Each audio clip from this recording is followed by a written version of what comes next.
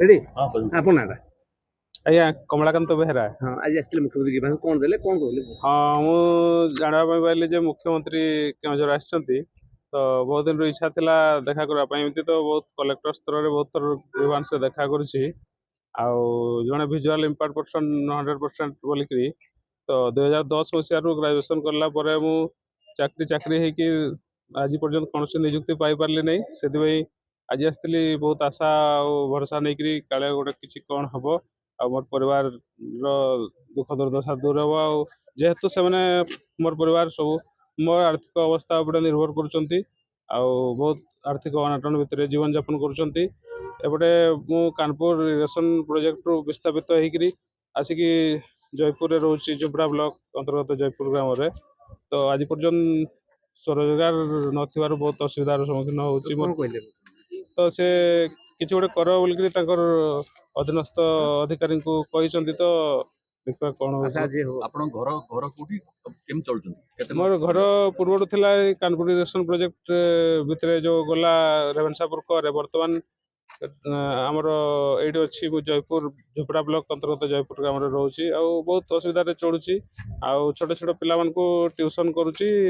ତ ସେତିକି ଭିତରେ ତ ଅଭାବ ଦୂର ହେଇପାରୁନାହିଁ। ତ ପଇସା ସଠିକ୍ ଭାବରେ ମିଳିପାରୁନାହିଁ। ଖାଲି ଗୋଟେ ନିଜର ବୃତ୍ତିଟାକୁ ବଞ୍ଚେଇବା ପାଇଁ ମୁଁ ଖାଲି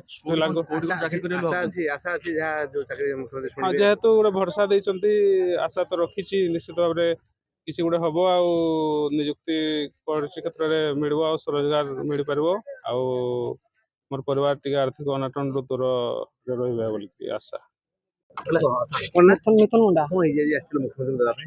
ଆସିଥିଲୁ ମୋ ସ୍ତ୍ରୀ ଗଲା ମାସ କହିଲେ ଚପଲ ଛୁଆମାନଙ୍କର ହ୍ୟାଣ୍ଡବ୍ୟାଗ୍ ଆଣିଦେବୁ କହିଲେ। ଆଣିଦେବୁ କହିଲେ ପରେ ବି ତାପରେ ଛୁଆମାନଙ୍କୁ ଦେଖୁନୁ 4ଟା ବେଳେ ଆସିଲେ ଛୁଆ ପଚାରିଲି ମୁଁ ପଚାରି ପଚାରିଲି ବେଳକୁ ପାଇଲୁ ନାହିଁ। ନାଇଁ ଛୁଆମାନଙ୍କୁ ହ୍ୟାଣ୍ଡବ୍ୟାଗ୍ ଆଣିଦେବୁ କହିଲେ। ହ୍ୟାଣ୍ଡବ୍ୟାଗ୍ ଆଣିଦେବୁ ଆଉ ଯିମୁ କହିଲେ। ହଉ ତାହେଲେ ମୁଁ କହିଲି ମୁଁ ଏଇ କାମକୁ ପଳାଇ କଲି। ଆଉ ତାପରେ କାମରୁ 6ଟା ବେଳେ ମୁଁ ଆସିଲି ଛୁଆକୁ ପଚାରିଲି ମା' ସେ କାହିଁ ଗଲେ? ମା' ନାହିଁ ଆଉ କାହିଁ ଯାଇଛନ୍ତି ଦେଖିବି ନାହିଁ କହିଲେ। ଦେଖିନାହିଁ କହିଲେ ବେଳକୁ ମୁଁ ଖୋଜାଖୋଜି ବହୁତ କଲି ପାଇନୁ ବି ନାହିଁ ଏଗୁଡ଼ା ବି। ତାପରେ ମୁଁ ସବୁଆଡ଼େ ଫୋନ୍ କଲି କରି ଫୋନ୍ କଲି ନାଇଁ ପାଇନି। ତାପରେ ମୁଁ ଗୁରୁବାର ଦିନ ଗଲି ମୁଁ ସବୁଆଡ଼େ ଖୋଜାଖୋଜି କଲି ପାଇଲି। ମୁଖ୍ୟମନ୍ତ୍ରୀ କହିଲେ ଟ୍ରାକିଂ କରି ଖୋଜି କରି ବାହାର କରନ୍ତୁ।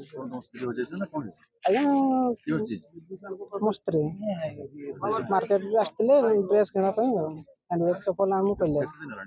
ହେଇଗଲା ମାସେ। ଏଫଆଇଆର୍ ଦେଇଥିଲୁ ସେମାନେ ବି ଖୋଜାଖୋଜି ବି କଲେ ବି ନାହିଁ। ହଁ ଆଜି ଖୋଜାଖୋଜି ଟ୍ରାକିଂ କରି ବାହାର କରିବୁ।